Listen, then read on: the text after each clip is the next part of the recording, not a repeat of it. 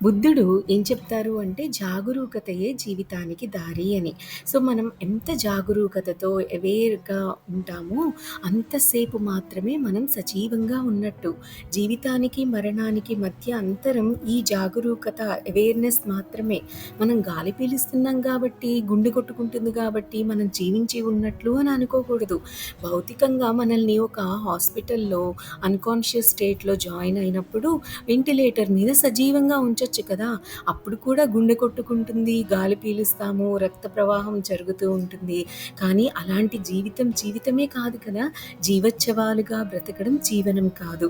బుద్ధుళ్ళకి ఈ జీవితం గురించి వేరే డెఫినిషన్ ఉంటుంది. వారి డెఫినిషన్‌లో జాగరూకత, అవేర్‌నెస్ అనేది ఉంటుంది. మనం మెలకువగా ఉంటేనే మనం జీవించి ఉన్నాము అని వాళ్ళు చెబుతారు. సో, మెలకువగా అంటే అవేర్‌గా ఉండటం. అలా ఉంటేనే జీవించి ఉన్నట్టు అర్థం.